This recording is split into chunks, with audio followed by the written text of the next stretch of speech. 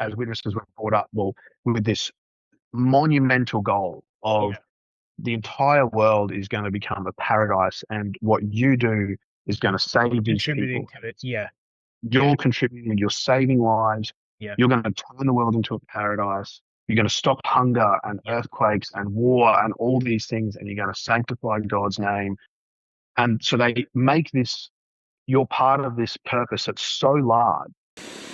Nice. How was, sorry, before we get started, I just wanted to see how the earthquake was and how, well, Dude. unless you want, we could do this part of the Yeah, interview. yeah, yeah. I don't care. I don't care. Yeah, All dude. right, let's do it. Let's do it. It was a so this whole thing is like a studio. You basically have seen the whole room if you can. Yeah, this is it for me. Yeah, So at first I thought like somebody was breaking into my door because I heard cracking noise from that side. And then right. I heard it from like the window right here. And I'm like, wait, somebody's out. Who's outside my window? And then the whole room started rocking, dude. What? The whole thing started rocking, dude. I immediately grabbed my phone, put on my shoes, like I grabbed my wallet, and I just 15 flights down. Like I wasn't even thinking. It was just people coming out. Everybody was just running for their lives. So straight away you thought, oh, this is an earthquake. Get out. It took me like 2 seconds, but then at first I was like construction maybe, and then I was like, I mean, it wouldn't rock the building like this. Yeah, yeah. Yeah. The looking at on the news some of the stuff like that building, that bridge that cracked, Yeah, and that's the right here. water coming out of the pool. Yeah, Really? yeah, that's not far from here. I'm in the area where that happened. That's insane. We may well, sign of the times of the end. You know, last hope, mate. I know, man. Yeah, you know what the witnesses are talking about this week. They'll be using that as field ministry fodder. Absolutely, absolutely. Apparently, that building, the bridge, like that's what buildings are supposed to do. Apparently, that's like a good thing. I didn't even know that. Yeah, I reckon. I wouldn't be surprised. Yeah, I reckon that's the case. I mean, to a Yeah. normal person like me, it looks really bad, but I have, yeah, I don't know anything about construction. Yeah. Well, I think it's easier to fix that little bridge than it would be to, if it was so solid that it didn't give, and then you get a crack down the whole side of the Right, building. It's right. probably a bit easier to fix it. Yeah, From yeah. my residential construction knowledge, that's what we would say. Yeah. Yeah, but it's wild, man. The last earthquake that happened here was 95 years ago. So Really? Wow. we never get that. And No. Bangkok, the basin is mud, so it's a swamp. So it's just like the slightest. I think what happened here was like a 4 or 5. It was a 7 in Myanmar, but here it was like a 4 or 5. I think if it was like a 6 here, life would end for sure. It wouldn't even be Wow. a city. If that, Really? yeah, yeah, because the foundations are so weak of Bangkok. Was there a lot of damage or any deaths there?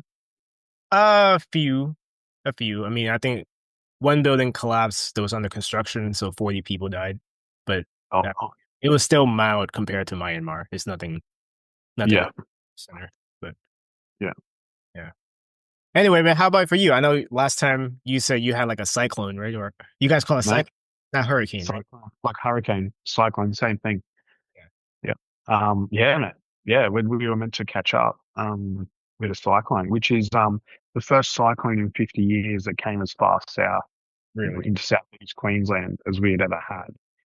So usually Queensland probably gets hit by a cyclone once a year, but it's right up the northern end. So, 1,500 kilometers from where I am. But this one came right down south, and when we were meant to meet, it was only a day away from crossing over, making landfall.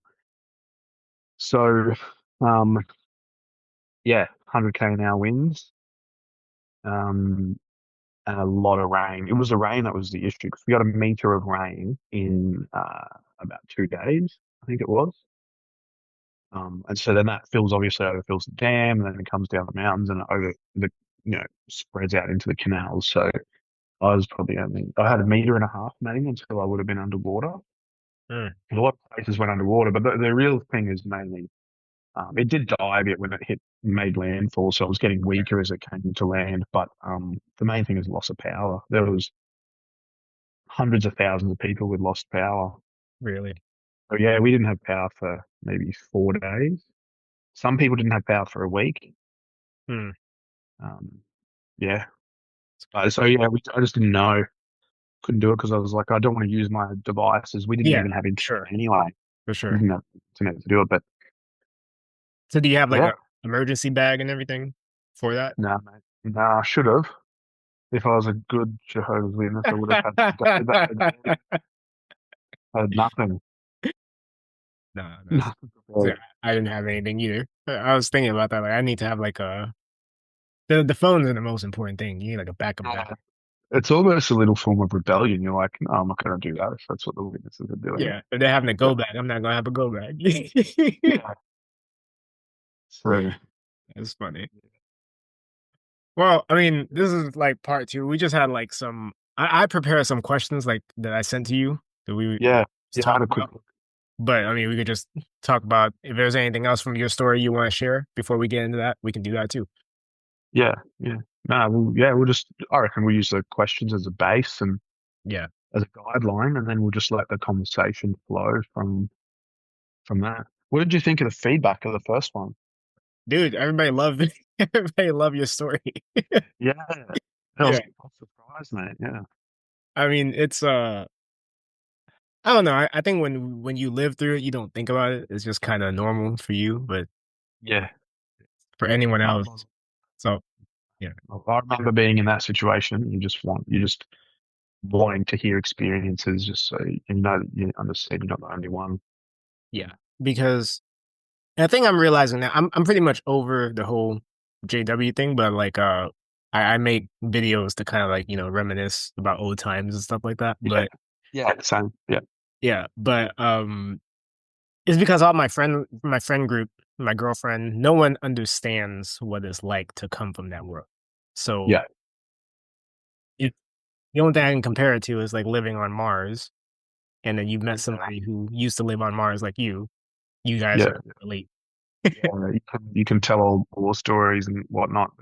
Yeah. Yeah, I'm much the same. You know, I used to always listen to XJW content. I used to love, um, you know, convention and broadcasting rebuttals Mm-mm-mm. and really like rebutting like scriptures and things like that and people's experiences, listening to all that. But all those videos on YouTube. But now, mate, I don't even listen to them.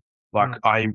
I sometimes I'm like, oh, I should listen to something, see what's been going on in the JW world, and Yeah. I'll put a video on. And honestly, I listen to 2 or 3 minutes, and even though it's XJW stuff, it's not even interested in like I listen to the content that the JWs just ran. I'm just so bored of listening to it. So Yeah. I don't even listen to the XJW content anymore. It's like and it's a process because it definitely um, you know, absorbed a lot of that at the start, but Mm-mm. now moved to a point where I don't even listen to Yeah. Huh. it. I Yeah, I think I'm on my way to being like that for sure. Um, yeah, um, I'm on the Reddit and stuff less and less. I don't really watch a lot of YouTube content. I definitely watch a couple of channels, but when they do the rebuttals to the videos from broadcast, every time it switches to the broadcast part, I have to fast forward because I can't listen. yeah, yeah, I lose brain cells listening to it. Yeah. yeah. No, Yeah. no, we can touch. That's a good little point. We can touch on that. Yeah. I think, So for the first question, I know people are going to wonder this. I've had people ask me this too, and I've never touched on it. But like, what do you believe now, just in general, when it comes to religion, God, Bible, all that stuff? yeah, um, yeah. That's an interesting one because when I first left, I was very anti-religion. Mm, I just didn't want to be involved in any sort of organized religion. But having come from being a witness now, I'm like, well, and understanding how religion witnesses are so they're indoctrinated, not through any fault of themselves. So I have a lot of sympathy and understanding that I was once indoctrinated by that. I can understand other people having religious beliefs, and so I don't want to have any judgment to other people and their religious beliefs, and I don't want to stop their religious beliefs. But if I had to label my religious belief, I would probably say I'm agnostic okay. if I had to put a label on it. So, meaning, if is there a God? I don't know. you'd have to sort of prove it to me that there is. Yeah. And so I'm not going to go out and say, no, I don't believe there's a God, Yeah. because maybe there is, or there's some kind of higher power. But I'm not going to also say that there's definitely a God either. So I'm not sort of, yes, there is a God. No, there isn't. I'm not either camp. I'm sort of like, well, if you can prove to me either way, then I'll believe Mm. what you believe. But my partner's quite religious. Her parents are quite, they're Christians. Okay. And we've had some good Bible chats with them. Okay. And I respect everyone's beliefs and in no way would limit people, but yeah, you sort of have to prove it to me. I think after the experience of being a witness, it's really hard Yeah. to go back into it, because I don't know about you, but initially, I think what initially prompts your exit from a religion of Jehovah's Witnesses, initially for me, it was questioning the specific doctrine of Jehovah's Witnesses. Correct. So, you know, you're looking at and doing a lot of research in debunking the doctrine that witnesses have, but then that's separate to the doctrine of the Bible itself. Right.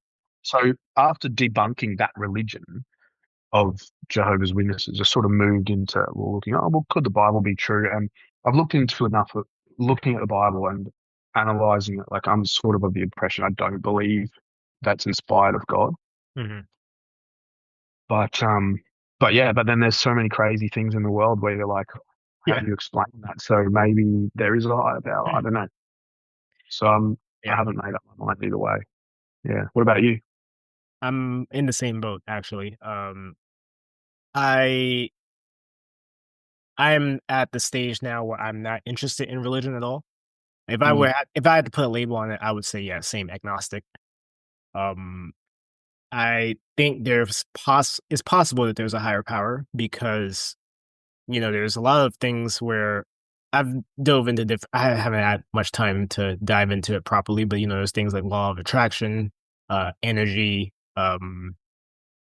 collective consciousness, things like that's hard to explain that you do see in real life.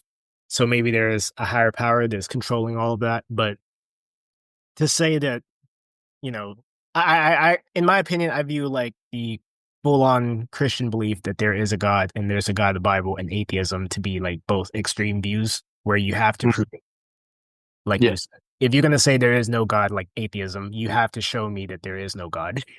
And Yeah. with definite proof, which you can't really do. And the other, and if you want to say Jesus or Jehovah or whoever is God, I also feel you can't completely prove it to me either, because if I look in the comment section of my videos, there's people giving their opinion on who is God and what is the truth and everything, but I never see God in there No. posting a comment. It's always people speaking up for him. So Yeah. Yeah. I'm kind of in the middle. I don't think no one has the answer. That's kind of how I feel. Yeah. Yeah. Yeah. Yeah. 100%. And well, the thing is that like, I think I might have alluded to this in our last conversation, but your religious belief, a lot of it is determined on where you're born. So Absolutely. if you're born in Western culture, it's more than likely that you're probably going to be Christian. Yes. If you're born in China or you're born in India, you're going Yeah. to be Hindu.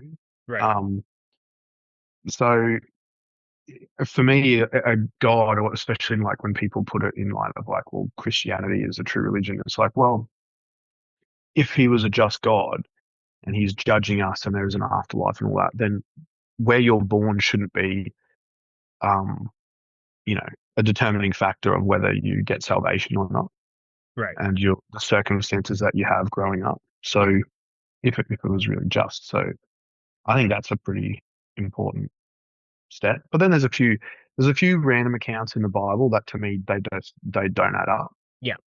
Which Yeah. that's a really deep, My views on deep the rabbit Bible hole. are completely aligned with yours. I don't think that it is. I view it as like, um, Pride and Prejudice, Great Gatsby, East of Eden. I view it as like works of literature, like the Odyssey, that Yeah, people say influence Western society. That's kind of where I put the Bible in. I don't yeah, really as above everything else. yeah, yeah. And it's not saying that everything in the Bible's. I think the thing with the religions and beliefs is people just throw the whole thing out. Either you accept Yeah, it or you accept it not, or whatever, right? So it's not saying that the Bible is completely got no good information. There's definitely some accounts in the Bible that do not make sense and that contradict other parts of the Bible. Right. But there's also a lot of good points, like Absolutely. loving your neighbor, all those sorts of things. The Sermon on the Mount's a good example. There's a lot of good little gems on how to be a good person in there. Fruits of the Spirit. Like even for you and me, our personality, even though we've left the religion, is Shaped by it. probably in a large part, yeah, Yeah, molded by absolutely. Mhm. the those Christian beliefs, even though we don't believe in it anymore. But Yeah. so is Western culture. Yes, absolutely. For sure. Western culture. Like living here in Asia, you can see it for sure. A lot of Yeah, Western culture is shaped by Christianity. yeah, And yeah. I would, and going back to what you said about where you were born, I think if if we were both born in like Saudi Arabia or Lebanon or Pakistan, we would be Muslim, Mm, and we would think that our religion was the true religion. yeah, correct. Because everyone here, even here in Thailand, um, Buddhists, they think that they are the true religion, and they think that Buddha was born before Jesus, and Yeah, Jesus came along later, and that's a white yeah, man's religion. exactly. And it really Jehovah's Witnesses are just the same as all other religions in that respect, because if you're born into a Muslim country, into a Muslim family, Mm. you're not going to leave the Muslim religion, or it's going to be very, very difficult for you to leave that religion. You're You going love to everything give up about a it. lot. Yeah. Same as when you're a witness, you're born into that religion. All your friends, all your family is in that religion. So it's really hard to leave. And so you have to make that assumption, well, that this is the true religion. This is the only way of living without even actually looking at the other side. And that's the thing I could never understand. I always struggled with that early on. I was like, Mm. I think I said, I was like, how is it possible that I just happen to be born into the only true religion Yes, I've in the always world? wondered that too. Yeah. What about all Chance. those unlucky people out in Yeah. Bangladesh that never heard Yeah. never They're all heard going it? to die at Armageddon, and I just happen to be born into this religion, and I'm going to live forever. What are the chances of that? I know. Not. I know. I know. Yeah, it's Um, quite interesting to kind of deconstruct and peel back. But interesting you say your partner is Christian. yeah, So my girlfriend's she's Catholic as well, and she takes it quite seriously. But I completely respect her belief. I've gone to church with her a couple times, and yeah, yeah, they're pretty chill people. I don't yeah. plan on ungluing her from the Bible. I mean that's what you believe. That's what you believe. I view it Mm, as like a lifestyle choice almost. I don't view mm, religion as this thing where you need to be in or out of. mm. Yeah, and it's I'm just going to move this. Um, yeah, and my train of thought there, but yeah, I don't sort of interfere with her beliefs, and I'm happy to always we chat about the Bible and whatever, but like I said, you sort of have to prove it to me. If she wants to go to church and whatever, I have no problems with that. I'll go support her, but yeah, like you said, you got to prove it to me. And for me. I mean, I think people view it differently, but for me, it's like it's either true or it's not. And some people say, well, it's a feeling, but it's not. It can't be a feeling. Well, that's anecdotal. It's completely. Yeah, it's got to be like proven. And like genuinely, if I'm like, well, if God's real, prove it to me. Like, give me a sign. I'll do what you say, but you got to prove it. But just prove to me, like because. And it's like, well, if he was really true, he would maybe prove it. You know. And that's not to be condescending or disrespectful. Mhm. Yeah. Yeah. Cool. Well, that's basically where we're at with our beliefs. Um, let's move on to the next one. Next question I had planned was like, we talked about this a little bit in the first one, but this happens all the time where one spouse wakes up and the other one doesn't. Mm. The question is, how do I know if my marriage can survive this situation? Mm. Yeah, that's a really good question. I thought about that. It's gonna be different for every family or every couple, obviously. Everyone's gonna have different circumstances. There's gonna be other dynamics, especially for myself. In my experience, there were other dynamics coming into play Yeah. where you're like, well, you know, is it viable staying? And so no one could really judge you either way. If you stay and you don't believe, obviously you're going to be, was that PMO? So we, Presently in, mind out. Yeah. So you'd be a PMO if you decided to stay. Um, and that could be a really hard way of life. So if I was in that situation again, I would just be making the really considering that um, there's going to be a lot of difficult circumstances that arise if your partner stays in and you don't believe in it. And yeah, are you willing to live with those difficult circumstances that yeah, come up? And we're talking about things like, yeah. Let's talk about those. Those are the real questions. What are those difficult circumstances that would come up? I yeah, think.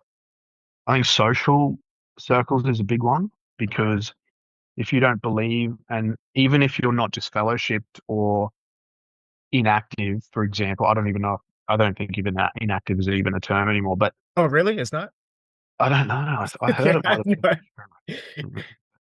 But let's just say if your partner's still in and you don't believe in it, but Mhm. you want to stay because you want to keep the relationship together, it's definitely possible, but you're going to be making sacrifices. Like you're not going to be able to live the life that you could if you left. And all those experiences that you can have by leaving, you're not going to be able to do those things. So there is a part of you that you're going to have to sort of give up and be happy to do that. And Yeah, that's fine because for some people, they might say, well, the cost of leaving would be too great yeah, than the benefit or the reward of experiencing a life without being encumbered by this religion, which is completely fine because that's going to depend on age and do you have kids and other family, all these different factors, right? It's only a decision for that each individual. But there's also going to be the difficult things like socially, even if you're classed as bad association within the congregation, you might not get invited to congregation events or be, even if you're invited, might not be welcome. And even if you're welcome, you might not have much in common with the with witnesses that are those there. people. Yeah, So talk about. Yeah, yeah, so socially, it's going to be difficult for you. And then if you want to invite people that are not witnesses to hang out with you and your partner, well, that's going to depend on how lenient they are with their beliefs, because a strict witness would won't not. hang out socially Yeah, with they're local supposed to. people, Yeah, correct? And, you know, so if they're a bit more lenient, maybe that would be okay. So that's one thing, I think socially. Um, if you're in a couple and you have children, then there's going to be the um, the implication of, well, do you bring them up as Jehovah's Witnesses or not? yeah, And if you know, that's one thing that I thought about a lot. If I have kids, I know this religion's not true, and this child's having to go to school and not do birthdays, not do Christmas, not do the sports or the video games, the TV show, the things that they want to do. And then as they get older, not do the higher learning, not yeah. do, the travel that they want to do, not experience the parties that they want to go to, all for a religion that deep down is not true. I was just like, there's no way I could lie to my child for that long, helping them do something and that would impact their life so greatly. And then for them to leave if they left because they decided it wasn't true, then you lose your relationship with them. Like, Yeah. was that Yeah, I don't know. I don't know how I would have stomached it if one of my parents knew if it was a lie the whole time and just kept me in, and then Yeah, oh my god, that would make things so weird.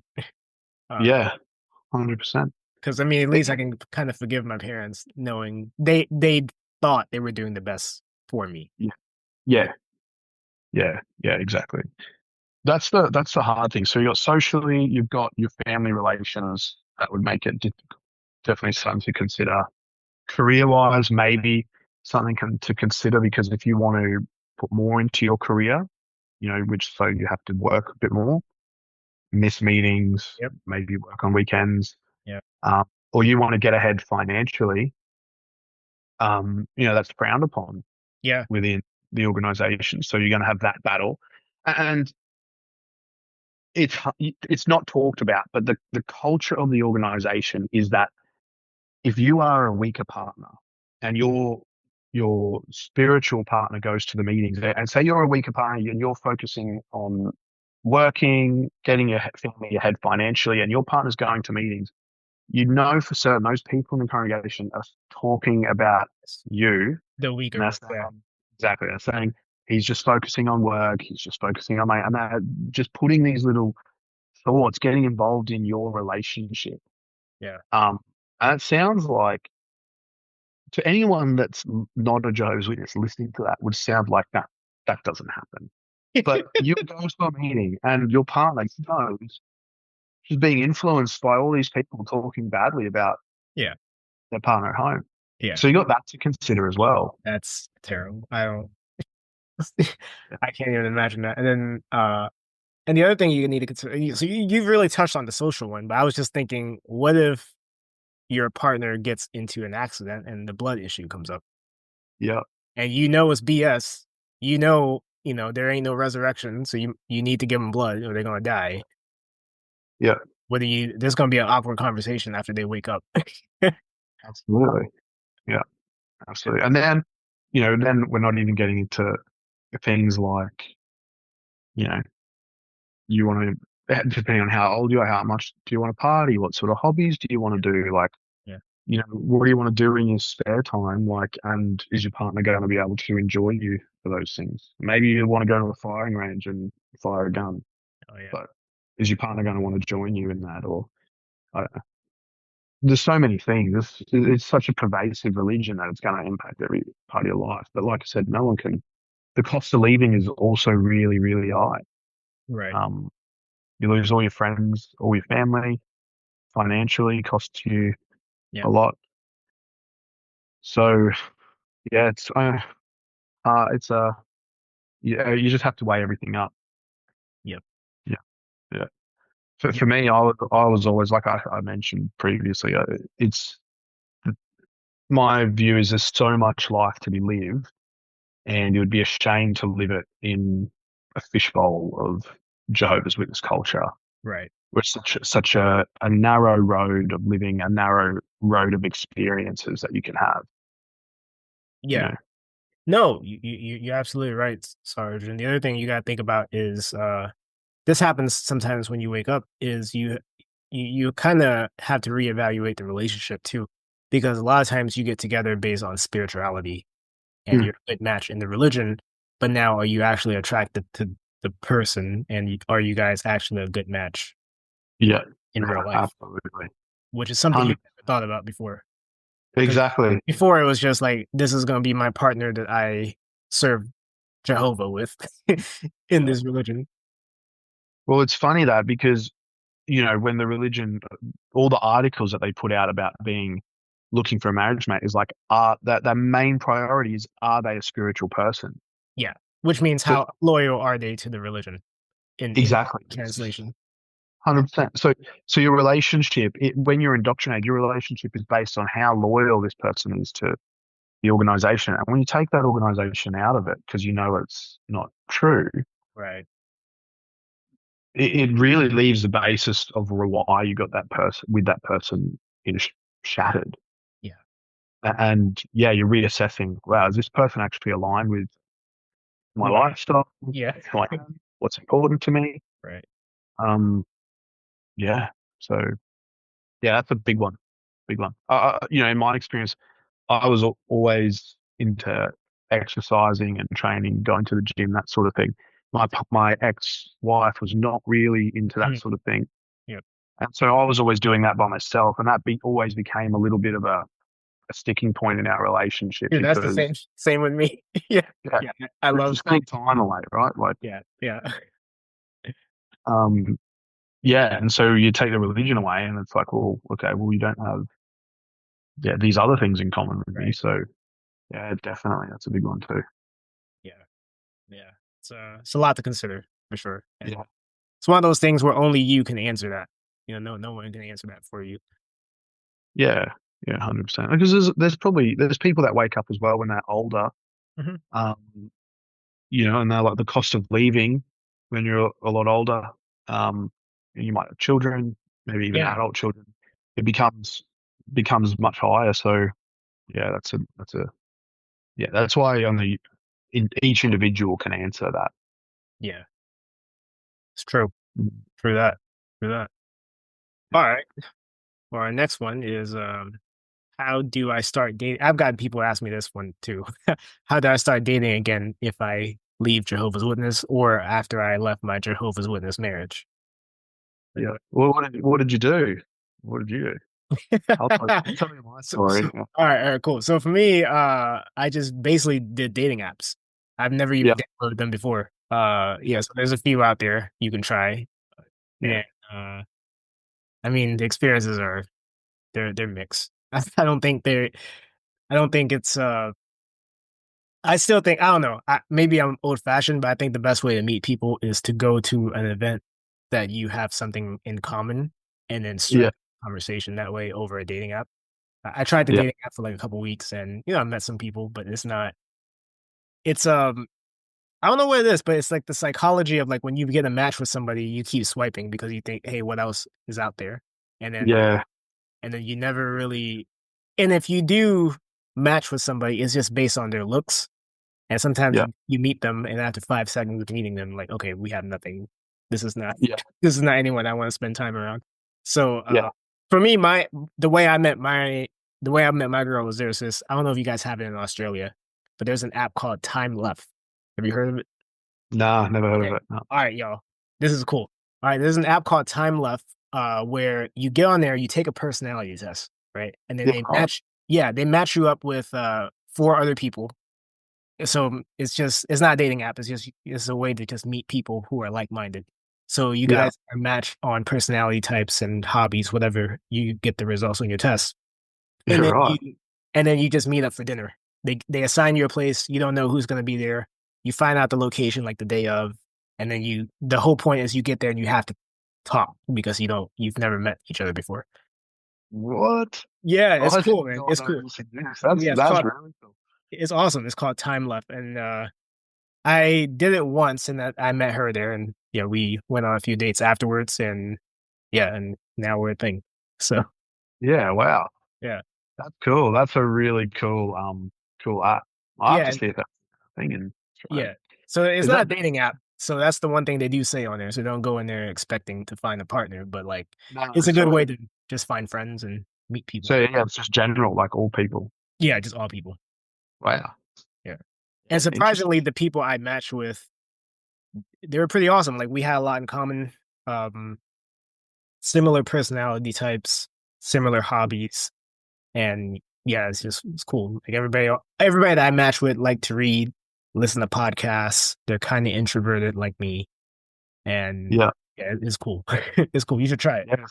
So those worldly people weren't money hungry, homeless, drug addicts on the street trying to coerce you Yeah, into yeah. They got something. needles in their arms. Uh, Yeah, I mean it's the same as it's kind of funny. Like being in the witness is it was a mixed bag. You don't know who these people are. They're just witnesses, but they can be good or bad people.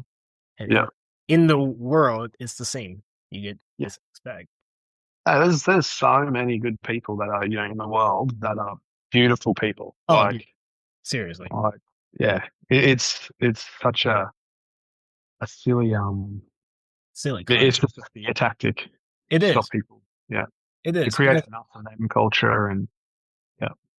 yeah, even I had a coworker who was he actually it's kind of funny. Yeah, he had a coworker who was my boss. He was gay, and Mm, at the time I was a full on witness, so I got along with him really well, and mm, I always had to remind myself, oh, this person is not somebody I'm supposed to be around because he mm, has an immoral lifestyle and everything. But mm, like we always had we always had so much in common and we always worked well together and like I he was a good human being, like a good dude, a good person, better than a lot of the witnesses I knew, but he was worldly and he was gay. So you always have to remind yourself this person's bad, this person's bad.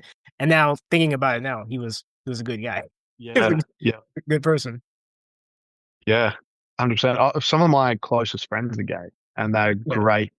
great people. Great individuals. Yeah, Yeah. yeah, yeah. No, so for me, dating, I did the same. I pretty much got into dating apps because when I was married and in the religion, I actually didn't even have Instagram. I Yeah, was same. Yeah, I didn't even have. I Yeah, was so new to all of it. this life. Yeah. Yeah, and yeah, got out there on the dating apps. And at the start, I think I was doing it a lot for like a confidence boost because when I left that religion, in my experience, I was definitely the shell of a person of who I am today. And when I left, I thought that that was just who I was who I was and whatever. And now it's been it'll be 4 years in a few months that I've been out, and I'm a completely different person. Like it in terms of like so much more confidence Mm, and just such a much broader view of the world. Um, Even having lived overseas and traveled as much as what we were used to, right. living in third world countries, people say that that's what broadens your view of the world. But leaving the religion, I think, was Not the as a biggest. witness. Not as with, no. Not as a witness. Your view is still pretty much the same in that religion. Yeah, Yeah. yeah. And so yeah, I was on the dating apps. It was all. I think at the start, I was just meeting people and going on dates and just getting that feedback because of yeah, people do like me, people want to spend time with me, and just getting that consistent feedback over and over from people that you're matching with Right. that yeah, I can be liked because the religion is taking that away from you.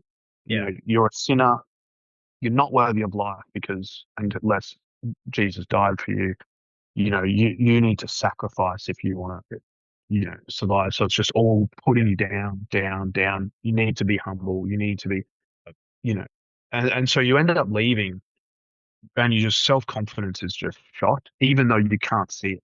So at the time, I didn't think I had bad self confidence, but now I look back and I'm like, wow, I was a mess. I was actually not a confident person. I was struggled to interact, and I think I was self aware enough. I regularly saw a psychologist after I left, and I talked to him about, I'm dating, and I did some things in those early dating days that I'm not proud of, and I hurt some people, which I don't want to do. I have no intentions of hurting people, but just probably not being able to manage those relationships or being confident enough to express what I wanted out of those early sort of dating experiences. And a psychologist said to me a great piece of advice. He said, look, from where you've come from and what you're going into now, he said, you're going to make a lot of mistakes and you're going to learn a lot about how to deal with people in these situations, given you've never really dated before, because obviously I've been with my ex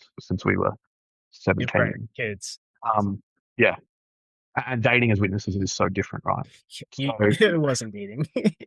You oh, you were not trying to get to know each other. yeah. So he's like, just make the mistakes. Like, just go ahead, just say, give yourself like a period of time and say, I'm not going to get into a relationship until this time, Okay. and just go out there and date and make a lot of mistakes. Don't try, you're not trying to hurt people, but don't take it personally if someone palms you off. Like, just learn to deal with the different situations that you're gonna encounter, and then just say yes to as many things as you can, and just experience and as many things as you can, and just understand that this is a period of time. You'll get through that period of time, and you'll find something better and find a partner in the future. But right now, you need to have some time on your own, um, and just figure out who exactly you are. Mm, And so, I had a few short-term relationships, but it was like it would have been 3 years before I dated someone seriously. really Yeah, yeah, yeah. interesting. And yeah, really, I think it was a good 3 years, well spent. Like you need to have that. Um, yeah, learned a lot, Insightful. made a lot of mistakes. Yeah. Dang, that's very insightful. Okay. Yeah, but so yeah, I would say that. I would say if you get out of a relationship or you just get out of the religion, either way, if you're out of the religion, out of a relationship, or both, just give yourself a bit of time, like a couple of years to just and that's regardless of how old you are, because I was definitely at the age where like I should have been kids, married, all that. Right. But But in the world, that's not as important, and you'll find that there's a lot of other single people your age. No matter what age you are, you'll find other single people out there. And there's some people that I went on dates with that I'm now just friends with. It was nothing more than a first date, and then we just became friends. Mm, And you broaden your social circle. But yeah, I would just say, just give yourself a bit of time okay. and stay single for a bit, get to know some people and have fun. Yeah. Enjoy it for what it is. Yep. Yeah. I Enjoy definitely it. agree with that one. I know. I think that's as witnesses, we sort of grow up with teenagers, and we're all already sort of married off Right. by the late teens. But you got to enjoy each stage of life for what it is, because you Yeah. might not come back to that stage. Like I have a partner now. I might not ever be single again. So those 3 years are probably the only time that maybe of singleness that you'll experience in your life. Mm, You want to make the most of them for what they are. like it. You know. Okay. It's very insightful. Okay. I mean, I kind of basically got into a relationship. I was only single for like a few months, but Yeah. yeah, but but in those few months I definitely experimented and had fun. But yeah, I think even if I had stayed single for a few years, I think that would have been a good thing too. Like what you just said, because you definitely learn a lot about yourself in solitude. Yeah. Oh, either way. I mean, you might be married, and if you both leave, um, in a way, you can sort of do the same thing when you're meeting other friends outside of the religion. You're gonna be navigating those relationships, like we say, witnesses. You have to love one another, but Yeah. when you're in the world, you don't have to. And if you're not a good person, people just won't want to be friends with you. Simple as that. And I know this is a tangent, but like it's that sounds good on the surface where you have to love one another, but you the amount of problems that cause it's Oh, crazy. It's actually much better to just hang out with those that you vibe with and those yeah, and the people you don't vibe with, you don't need to waste your energy on. exactly. It helps 100%. everybody, honestly. Absolutely. Yeah. 100%. It's So, yeah, that's good advice. all right, cool. Next one's kind of interesting. This one, I know you've probably felt this yourself. I know I definitely feel this. Is I feel like I've wasted years of my life in the organization. How do I get Mm. past that? Yeah, it's a tough one, hey. That's a tough one. Because even now, like, I still feel the same. I've been out for 4 years, and I'm like, wasted so much time. So much time could have been, working on a career, or, Right. doing something to progress myself instead of progressing an organization that didn't really care for me. Um, so yeah, I actually still struggle with that one, to be honest. Yeah. Like, I think about it less and less as time goes on. It's like, well, I can't change the past, so you just need to get on with it and do the best you can from this moment on to progress to where you want to be. But I definitely have days where I'm like, man, if I had my time again, I would have done this, and that. Like, yeah, that's a tough one. But I still struggle with it. Yeah, same. I mean, I don't think I have an answer for that one. It's just at most I do view I do view it on a longer plane. It's kind of weird because back when you were a witness, you thought you were going to live forever, but Mm. you never really contemplate or plan for anything outside of 2 or 3 years. Mm. As witness. But now that I'm thinking about, this is my plan for the next 40 years until I'm 80 or whatever. Yeah, Um, I kind of see it as this longer journey and just um I still have a lot of time left. Even though, yeah, yes, I wasted time for sure, yeah, furthering the interests of people who didn't care about me. But I still have a lot of time left, and it's always inspiring listening to people who became successful later in age, like the guy who made Marvel Comics, Stan Lee. He was like in his yeah, late 40s when he created Marvel, yeah, which he became a legend, but like he didn't start when he was 18. So yeah, everyone's on their own time, on their own journey. So try yeah. I try not to compare myself to people my age who already have an established career out there. Yeah, and you know what as well? There's a couple of sides to it as well. Sometimes I think about, well, it could be worse because I could be still in the religion, or I could be waking up when I'm much later in life. Yeah. Um, so yes, like you're saying, there's a lot more experiences and things that you can do in the next 40 odd years. And I remember I haven't been on the Reddit, XJW Reddit group for a long time now, but I remember going on there pretty regularly and reading, you know, cases. People were writing in saying that they were entering retirement, they didn't believe in it anymore, but they were PMO and they didn't know how they were going to support themselves, or Oh my God. they were just waking up and they realized they were going to have to work right until they had died because they'd given everything for life. And you know what? Even if you are a believing witness, you're still going to be faced with that situation because they're not preparing for the future Right. as much. So any time that you have left in your life where you're awake is better than not having that time. So there's that to be grateful for. Still doesn't take away from, you know, the pain of what could have been if you were given those opportunities. Yeah. But if you weren't in it, there's also maybe your life might have been worse off as well. Like there are there's definitely, it teaches you some good qualities and that. So it's a it's a tough one, eh? Yeah. Um, there's there's that too. What you just said. There's in many ways that your life could have been worse off because believe it or not, there's people in third world countries living off of like a landfill that would trade places with me. Yeah, exactly, So exactly. while I'm over here sitting and feeling sorry for myself, there's people out there in war-torn countries who got nothing to do with any religion or anything. They're just straight up in Yeah, a shit situation that yeah, they would give to have what I have. So yeah, exactly. Like we complain because we were born in to this religion, right? And mhm, it influences your life, but people are born in to a lot of situations that they don't want to be in. Could be poverty, could be a domestically abusive household, right, could be a war-torn country, it could be anything. right, Um, and they've got less opportunity than what we have. So I'm just, you just, I think, be grateful for what we do have, right.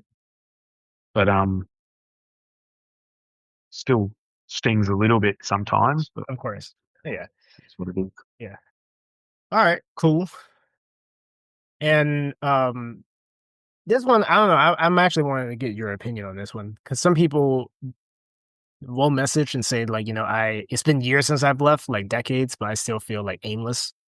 I don't feel Mm, purpose. Like, what should I do? So, and let's just talk about that with even just our own experiences. You've left 4 years ago. I left like a year ago. Um, what have you done to give yourself purpose and give your life aim?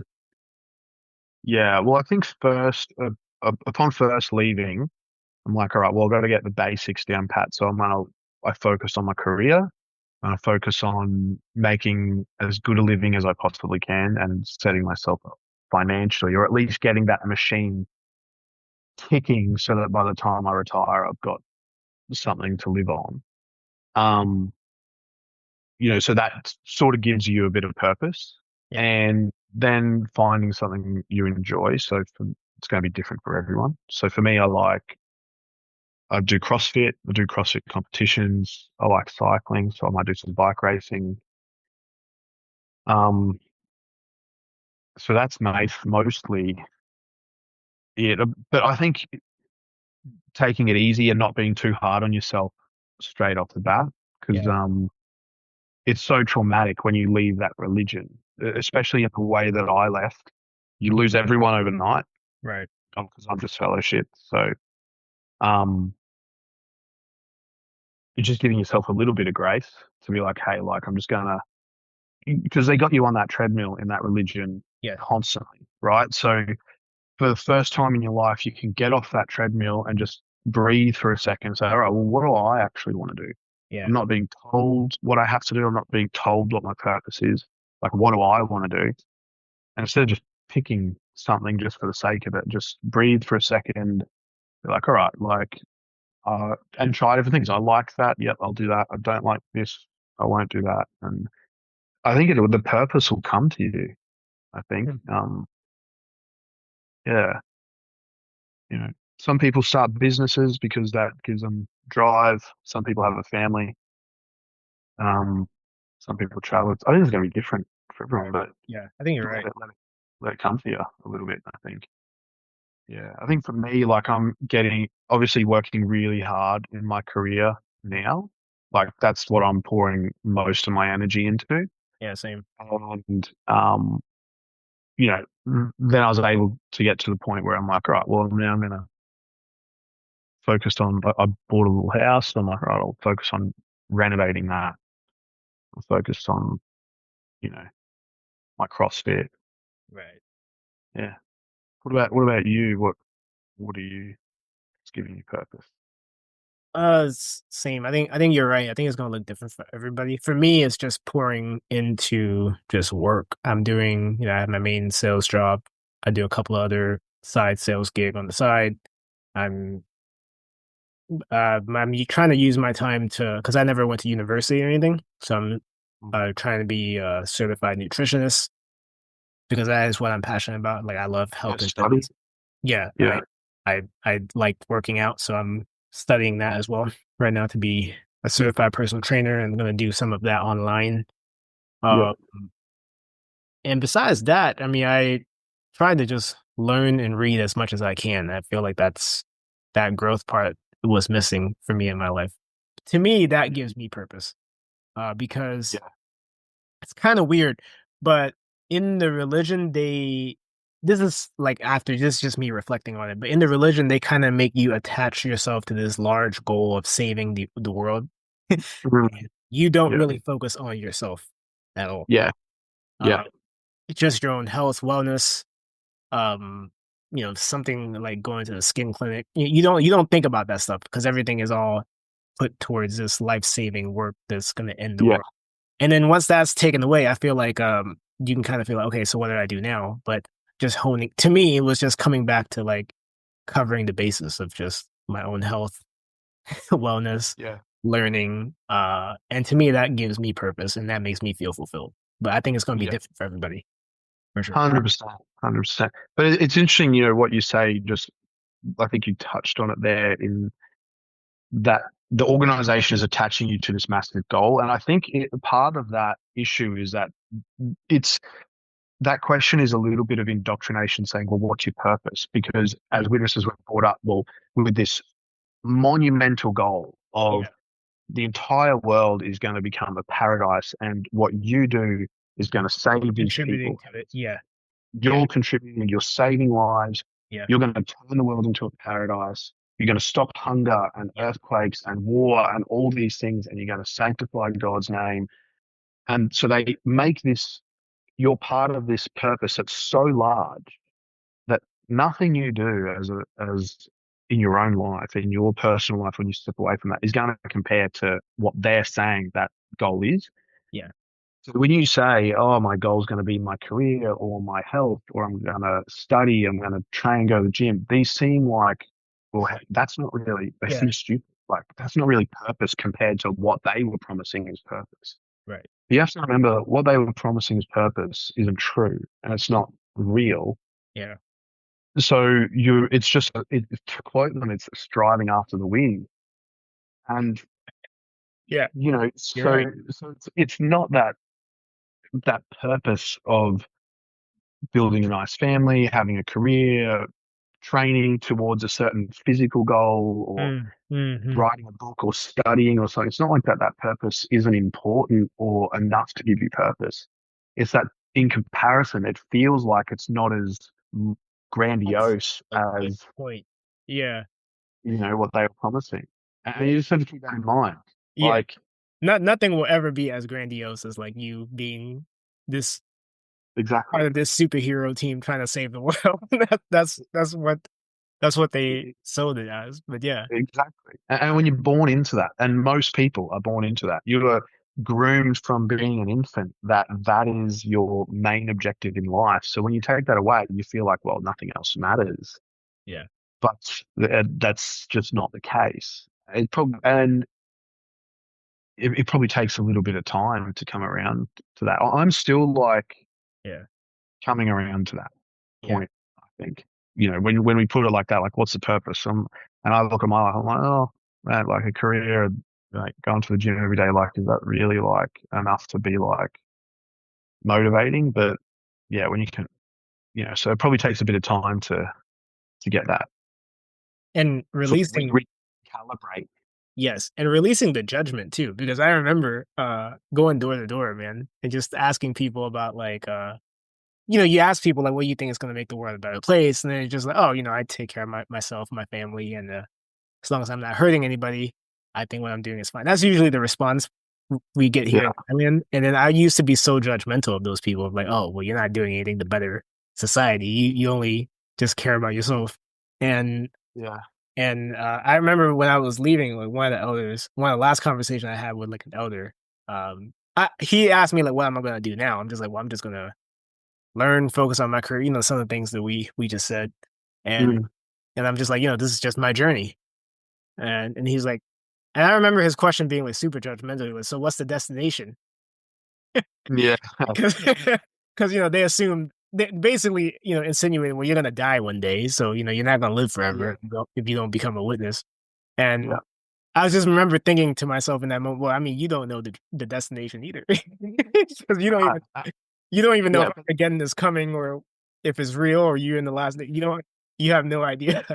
100%. But they're saying that with like, well, you know, you better have a higher purpose than what Yeah, we have. Like, yeah, why would you leave for a lesser purpose? right, right, Yeah, it's just not the case. right. Um, yeah, so it's an interesting question, but um, yeah, like we said, I think it's just not going to compare. But you remembering that's why de-indoctrinating yourself and really believing that no, this isn't the truth Yeah. is important because when you can keep coming back to, hey, like, well, yeah, I feel like my purpose isn't as significant as it was when I was a witness, Mm, but these are the reasons I don't believe in the religion anymore. And if that's not true, then that purpose doesn't mean anything. yeah. And like fundamentally, like deprogramming from that religion is critical for longevity, not just staying out, but also I think for mental health, it's Yeah. important to completely deprogram and so that you're not opposed to it. Because funny enough, like the other day, I walked out of my front door and there were witnesses dropping off memorial invitations. Okay. They were all just up. I was like, oh, these guys are definitely witnesses. And as I was walking down the path, I saw another couple up the road walking towards, and the lady I walked past had the tracks in her hand. Um, but like, didn't even say anything. Did you know them or not even? No, I didn't know them. But and then the next day after that, I was riding my bike along through the park, and there were witnesses set up, Mm, with a cart and everything. And yeah, same thing. No, no phase, no, not phased. But that's why you need to deprogram because they're going to pop up in your life every now and then. that's interesting. Yeah, because there's Yeah, people who leave, but they still live in fear, and yeah, they feel guilty. Man, yeah. You definitely have to do research to make sure it's not true, so yeah, yeah, you don't live in fear. yeah. That's got to be step number one. You got to deprogram yourself just for your mental health and long term moving forward, just to the point where you're like you can be confident with your decision. Yep, this is not the truth, and this is why. Yeah, that's true, huh? Yeah, All right, let's yeah, do.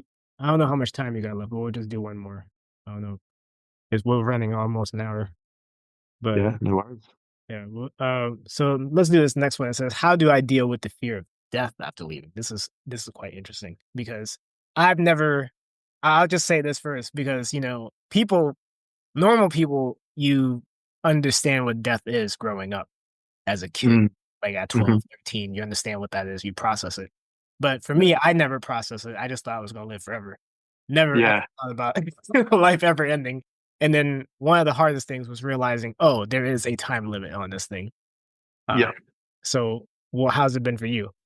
Like, yeah. Good question. You know what? I haven't thought about that question for a couple of years now, oh, but okay. yeah, but at the start, it was definitely something that was on my mind. When I was just leaving, I was like, geez, well, is this life? Like, is that it? It's going to end? And Yeah. there was definitely a little bit of concern that I had for myself around it. Um, I haven't really considered it much lately, Okay. um, about what happens to us. I hope there's something after life. It would be a shame if there was nothing. I don't know if there is. There's probably not. It's probably nothing. But it would be cool if there was something, Yeah. you know, just Yeah. to sort of keep the experience of doing things around. I feel like death would be pretty boring. But um, yeah, I don't know. I don't know. I just sort of come to terms with it. I think Okay. process it I guess that was subconsciously. going to be my question. Is like, how have you come to terms with it, or do you still fear it or anything? I don't fear it Yeah. anymore. Um, I've come to terms with it. Yeah. Yeah. I don't know. I mean, even if you didn't believe in the religion, right? Like if you had never been brought up in it, how do you come to terms with Yeah. death? Like some people, you know, I think the hard thing is that religion is promising something that sounds so amazing Yeah. that that when you take that away, it's like, well, why would I have this? You know, it's like only ever eating at a 5-star restaurant, and then you go to a 4-star restaurant, and you're like, well, Yeah. is this the only sort of option when you're used to 5-star? And it's like, you know, the witnesses have promised you this 5-star finish to life. Um, and so when you take that away, everything else just seems like it's no good. And there's probably nothing after death, you know, which is a shame. But um, yeah, I don't know. I think maybe subconsciously I've just processed it. It was a little bit of a concern when I first left because I was like, well, what do I believe now? Yeah. Now that I don't believe in this, what do I believe in? Yeah. Um, I've never really explored that. I've just sort of gotten on with living because like my goal upon leaving, like, because being a witness is such a restrictive life, Right. right? And my goal when leaving is that when I get to my deathbed at 80, I can look back on the time out of the religion and say I experienced as much as I possibly could Yeah. of life. Hopefully, I get to that 80 age. It might be less, Yeah. Same. but whenever you're getting to that time, you're like, I experienced everything that was possible. So that, yes, I missed out on a lot early on in life, but I've taken every opportunity that I had and just lived it, said yes to every party, every Yeah. travel opportunity, every chance to do something, every job. Even if it's stressful, I'll say yes because I just want to see if I can do it. Yeah. Like, um, so hopefully when you get to death's door, you can look back and be like, hey, like I did a lot. Like that was cool. Yeah. But because it would be a shame to get to death having lived your life as a witness, limited your life experience so much, lived on that, you know, that thin road to life, and then ending up It's not. dying and It's not going anywhere. not going anywhere, and you've sort of, you know, you've had blinkers on because you've been focused on the Jehovah's Witness way of life, and that would be a shame to go through your whole life and not experience more. I think that's Yeah. yeah. Y- Um, Yeah. You're right. I don't know. Obviously, I haven't thought much about it either. I know I don't fear it because I think you've touched on it too. I think the ups and downs of the human experience is what makes it nice. mm, Because if you think about paradise on earth now, the way witnesses talk about it, you can't even comprehend it. Of like, if every moment being a high the way it is, it wouldn't make any sense. It would actually be kind of boring.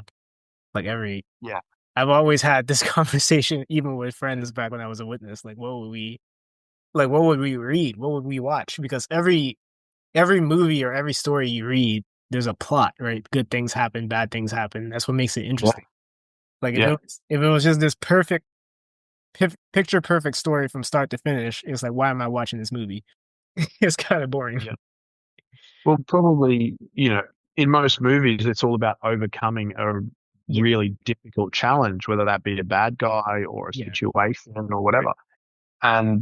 You probably feel the same in your experiences in life. The most satisfying times are when you've obtained something or achieved something that hasn't been given to you. You've had to work Right. or overcome a challenge to get there. And so if you had that experience in, Paradise Earth where everything was just easy, you wouldn't have the satisfaction. No, no, it was just me. I mean, every day you're looking at the sunset with nothing.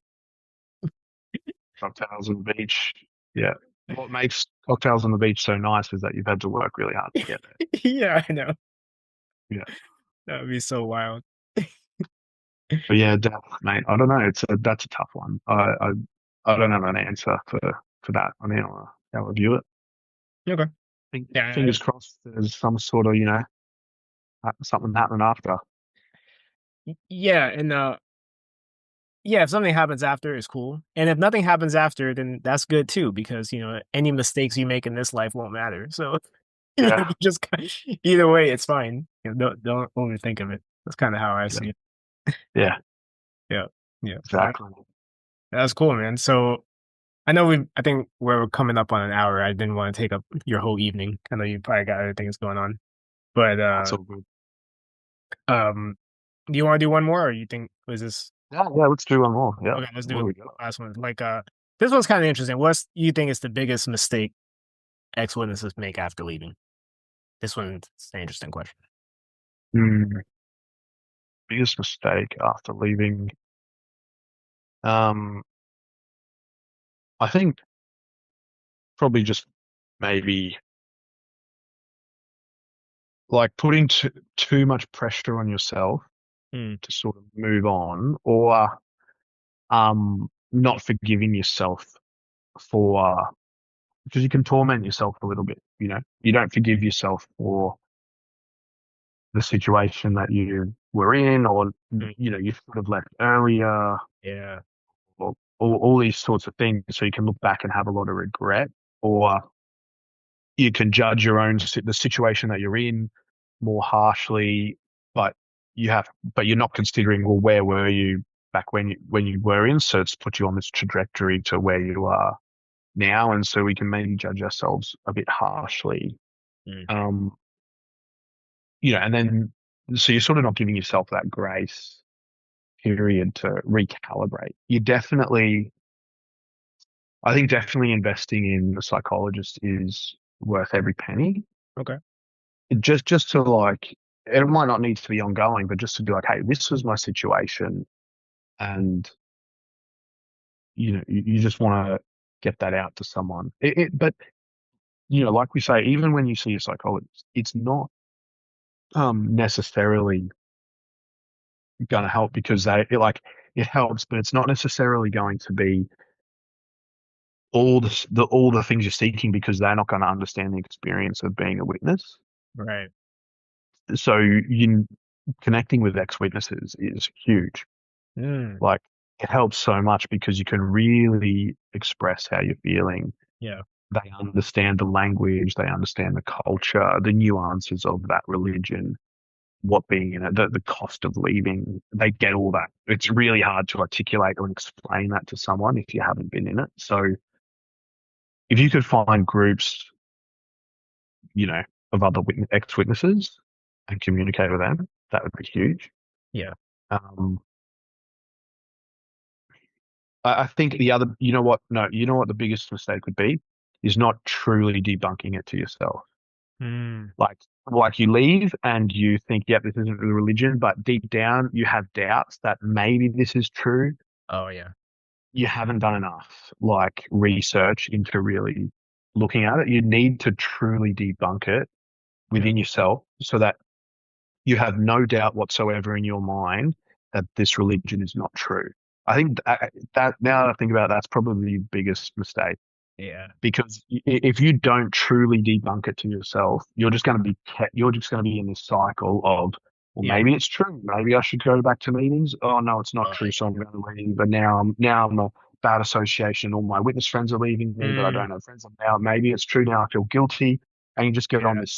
this roller coaster of you're half in, you're half out. You've got worldly friends, you've got witness friends. You're living a worldly life, you're living a witness life, and you feel guilty. Like so that is the biggest thing. I think you need to, even if you're out, because you can be disfellowshipped and still believe in it. You can be Yes. not going to meetings and And still still, believe in it. yeah, mentally captured by Yeah. it. Yeah. Yeah. You need to completely debunk that religion to yourself. And that is through channels like your channel, like listening to experiences of ex-witnesses. Um, there's other XJW channels, Oh yeah, for sure. XJW Reddit. There's quite a few books out there too. Like there's a couple of good books out there. But the thing is, because the religion is so complex and so um invasive into every part of your life, it's not one thing that's going to debunk it for you. Yeah. And even, our minds play tricks on us when we're indoctrinated because we see, oh, well, because of this, it's definitely not true. But then we make excuses, right? And we try and prove it to ourselves in another way. You have to completely debunk it. And then I think you're ready to move on. If you can completely debunk it, that's the biggest mistake, not fully debunking the religion. Dang. Yeah, I think you nailed it. I think my answer was gonna be something else, but after you said all that, I think that is the foundation of it. Because you won't even get to any other thing if you haven't done that. My answer was gonna be like carrying on like the black and white thinking. Uh because Oh, yeah. you would That's a say good one. if this Yeah. is not the truth, then what is the truth? Worldly people versus Jehovah's Witnesses, so that us versus them, all this Mm, black and white thinking you need to debunk. But I think the bigger foundation of that is just where did you even get that type of thinking, and it's from the religion itself. So you need to go back a step before that, yeah, and mm, just understand that it's all man made. None of it is based on truth, and then after that, you can kind of figure out where do you want to go with it. yeah. Yeah, no, but that's a really good point you raise as well, because that's sort of a mindset that could keep you trapped in the religion sort of way of life. You know, Mhm. we view people as either good or bad. Yeah, We don't view people as, well, they've done one thing that's bad, but we didn't know all their circumstances, right. and maybe that wasn't their intent, or whatever it is. Do you know Yeah. what I mean? Or, yeah, that black and white thinking. Um, that's a big one. No, and Mhm. it carries on back when you're a witness, it carries on to every small aspects of life because you would just judge people too. You would judge their Yeah, motives. You would, yeah, which is crazy now to think about. Like, how could you judge anyone's? You can't read what people are thinking. yeah, So, but as a witness, you would say, "Oh, this person really wanted to do this." You would have watchtower study articles where you would examine people's motives and be like, "Well, yeah, he did this because he really, in his heart condition." It's like, how do yeah. you even know? You No, can't- you no, can't. he just wasn't having a bad day. Yeah, you can't prove any Yeah, of that. no, 100%. Yeah, that's a really good one. The thing with the witnesses is they create these false arguments or these false narratives, and then disprove it themselves. Right. And they play the victim as well. And that, I think, that organization is, a narcissistic organization. Absolutely. For sure. You know, Ain't no. and yeah, and so you need to sort of pull away from that and just recognize the traits that Yes. that it has Yes. to be able to, that helps you disprove it as well. Yeah. You know, they want to promote themselves and look at what we did. We did this. We Yeah. whatever are preaching in this many lands and translating to this many languages. It's only possible with God's direction. But then they'll play the victim on the other hand. Yeah. Uh, yeah. So yeah. Yeah. I mean that even like those narcissistic traits, right? When someone leaves, it's almost like when you're in a relationship, right? If you break up with if somebody keeps breaking up with people and it's always the ex's fault, Yeah. after the seventh person, like it's not the ex, maybe it's you. Yeah. And that's kind of how this religion is. Like every time someone leaves is, oh, they're the apostate. There's something wrong with them. It's never Yeah. the accusation. It's like, really though? Yeah. Every case is something is because they wanted cocaine, really? Yeah. Yeah. Yeah. Yeah, your point actually of the black and white thinking makes me think of, you know, it's good to be really self-reflective, I think, when you leave, because even a few years after you leave, you can catch yourself in these, you know, making these decisions or these trains of thought. And if you're self-aware enough, you can be like, oh, hang on, like that's actually a way that the organization trained me Yes. to think. Yes. And maybe I shouldn't be looking. Maybe that's indoctrination because it's still there. Like Yeah. maybe that's indoctrination kicking in, and I just need to reevaluate the way that I'm viewing this situation because maybe my viewpoint's wrong, and it's that in the way that I've been brought up, that indoctrination that's kicking in here, and that goes back to that black and white thinking. Yeah. Uh, yeah, so sort of recognizing when you might be thinking in a way that is influenced by the religion. Yeah. And I noticed that with even ex-witnesses too, they kind of view ex-witnesses as good and witnesses as bad. It's basically just the reverse of what the organization taught you. Now you're just doing the same thing. You're just on the outside, and Yeah, everyone who's a witness is evil and predatory. And it's like, well, no, there's good and bad people everywhere. A yeah, lot of them are just being duped. They have no idea. But of yeah, course, there's bad people in it. There's pedophiles and stuff. So it's all, yeah. You have yeah, to be nuanced. yeah. 100%, 100%. Yeah. Yeah. Mate, that's a good question. Yeah.